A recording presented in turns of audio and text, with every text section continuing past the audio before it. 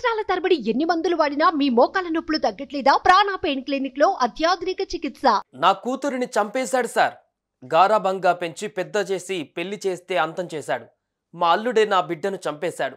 ఆమె ఎలా ఉందో కూడా చూడలేదు. ఆఖరి చూపుకు తీసుకుని వచ్చినప్పుడు లక్షణంగా ఉన్న నా కూతురు నల్లగా కనిపించింది సార్.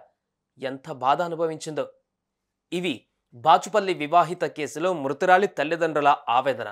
తమ కూతురికి అల్లారముద్దుగా పెంచింది అల్లుడి చేతిలో అంతం అయ్యేందుక అని బోరుమంటున్నారు. అమ్మాయిని కిరాతకంగా పొడిచి చంపాడు. నా కూతుర్ని ఎవరికి చెప్పకుండా తీరుతుంది బాధ. అమ్మాయి లక్షణంగా సాకి ఇంత పెద్ద అమ్మాయిని చేసి చదివించి ఉద్యోగం తీపిచ్చి లక్షలు సంపాదించి వాళ్ళకి ఇస్తుంటే దాహం తీరలే. ఎంత బాగా చూసుకోవాలి అమ్మాయిని, ఈ విధంగా చేస్తాడా? అప్పటికి 10 నెలల జీతం ఇవ్వలేదని కారు కొనుక్కోవాలా ఇవ్వమని అడిగాడు. అమ్మాయి ఇవ్వలేదు. ఇంకా ఆ గొడవలే ఉంటాయి అనుకుంటున్నాను. మా 2 నెలల తర్వాత వాళ్ళ ఇంటి దగ్గర ఉన్నట్టుండి మాకు వార్త వచ్చింది. పోయి అమ్మాయిని చూద్దామన్నా కానీ లేకుండా చేశారు. అక్కడ ఎలా ఉందో ఈ రోజుకి నేను చూడలేదు. అంత అయిపోయాక ఇంటికి తీసుకొస్తే చూస్తే అమ్మాయి ముఖం నల్లగా ఉంది. ఇంతకంటే ఘోరం ఉంటుందా? మా ఇండ్లలో అసలు ఎప్పుడూ జరగలేదు, ఎవరికి జరగలే. ఇంత రాక్షసులు ఈ చుట్టుపక్కల ఉన్నారని నాకు తెలియదు. అసలు తెలిస్తే ఈ సంబంధం చేసేవాళ్ళమే కాదు మేము. ఇట్లాంటి దరిద్రులకు వాళ్ళకు మనుషులకు పుట్టిండో లేదో వాడు. మరి ఇంత రాక్షసుడు. ఆ మంతును ఎవరన్నా చేస్తారా చెప్పండి? ఆ మంతును ఒక చేతులు ఎట్లా వస్తాయి వాడికి? ఆ రాక్షసుడు కదా వాడు. ఎన్ని కత్తిపోట్లు పొడిచాడో బిడ్డని, ఎంత బాధపడిందో నా బిడ్డ, ఎంత నరకం అనుభవించిందో. ఎవరు చూస్తారు ఇవన్నీ? వాళ్ళకి ఇలాగే జరిగితే కదా వాళ్ళకు బాధ అర్థమయ్యేది. ఇట్లాంటి బాధ వాళ్ళకు జరిగితే కదా నా ఉసురు తగలకుండా పోద్దా వాళ్ళకి, దరిద్రులకి.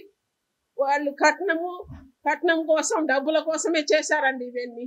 వాళ్ళకి ఆ అబ్బాయి బతికి బయటికి రాకూడదు, ఉరిశిక్ష పడాలి వాడికి. నా బాధ ఏదో వాళ్ళకు తెలియాలి. బాచుపల్లిలో వివాహిత హత్య ఆలస్యంగా వెలుగులోకి వచ్చింది. నాగేంద్ర భరద్వాజ్ తన భార్య మధులతతో కలిసి బాచుపల్లిలో నివాసం ఉంటున్నాడు. వీరికి 2020లో వివాహం జరగ్గా 18 నెలల కుమారుడు ఉన్నాడు. గత 6 నెలలుగా వీరిద్దరి మధ్య గొడవలు జరుగుతున్నాయి. ఇద్దరు సాఫ్ట్వేర్ ఇంజనీర్లు అయినప్పటికీ భర్త భరద్వాజ్ మధులతను అధిక కట్నం కోసం వేధింపులు మొదలుపెట్టాడు. దీంతో ఆమె పుట్టింటికి వెళ్ళిపోయింది. ఫిబ్రవరి 15న పెద్దలు రాజీ కుదిర్చి మధులతను భర్త వద్దకు పంపారు. కొద్ది కాలం పాటు బాగానే ఉన్న భరద్వాజ్ మళ్లీ గొడవలు మొదలుపెట్టాడు. భార్యను చిత్రహింసలు పెట్టి టార్చర్ చేశాడు. ఈ క్రమంలో మే 4న ఇద్దరి మధ్య గొడవ జరగ్గా కుమారుడి ముందే భార్యను కత్తితో పొడిచి దారుణంగా హత్య చేశాడు. అనంతరం ఆత్మహత్యగా చిత్రీకరించేందుకు గ్యాస్ లీక్ డ్రామా ఆడి కుమారుడితో తన స్నేహితుడి ఇంటికి వెళ్ళాడు. అక్కడ తన ఛాతీలో కత్తితో పొడుచుకున్నాడు. వెంటనే అక్కడున్న వారు పోలీసులకు చెప్పడంతో వారు అతన్ని ఆసుపత్రికి తరలించారు.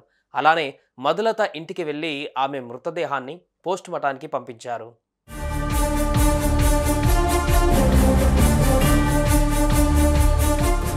ఇక విషయం తెలుసుకున్న మధులత కుటుంబ సభ్యులు బోరున విలపించారు.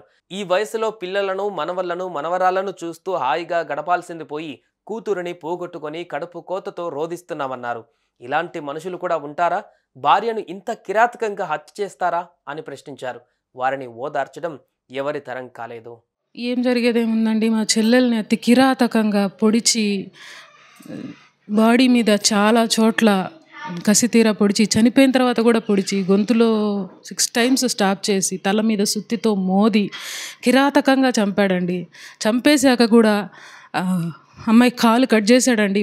ముక్కలుగా చేసి బాడీ పార్ట్స్ని డిస్పోజ్ చేసి ఎక్కడెక్కడో పడేద్దామని ట్రై చేశాడు. అతని వల్ల కాలేదు. ఆ పొడిచిన కత్తితో కాలు మీద పెట్టి బోన్ విరగొట్టడానికి సుత్తితో కత్తి పిడి మీద కొడితే కత్తి విరిగిపోయిందంటండి. ఇది పోలీసులు చెప్పిన విషయాలు.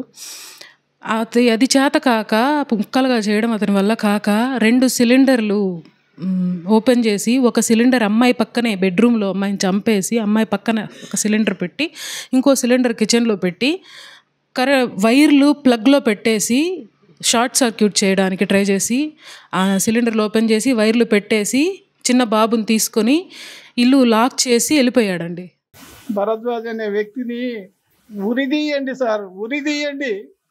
మా బాధను చెప్పుకోలేకపోతున్నాం. ఏ విధంగా మేము ఆవేశం మా ఆ బాధను ఎవరు తీరుస్తారండి? నేను ఒక సాధారణ ఉద్యోగిగా ఉండి పిల్లలు కంటికి రెప్పలా కాపాడుకుంటే ఆ దుర్మార్గుడు చంపి హతమార్చి ఆమెను విడిభాగాలు చేయాలని ప్రయత్నం చేయడం అది ఎంత దారుణము. మాకు చూడటానికి కూడా కష్టమైన పరిస్థితి ఏర్పాటు చేశాడు ఆ దరిద్రుడు. పిల్లవాడు ఉన్నాడు. ఆ పిల్లవాడిని ఏం చేయాలి, ఎలా సాకాలని నేను ఒక క్యాన్సర్ పేషెంట్ని అయ్యింది. నన్ను నేను కాపాడుకోవడానికి నేను ఎన్ని విధాలుగాను నా పిల్లలతో నేను పోరాడుతుంటే ఇంత దారుణమైన ఘటన చేసి మాకు కడుపు కోత పెట్టినాడు.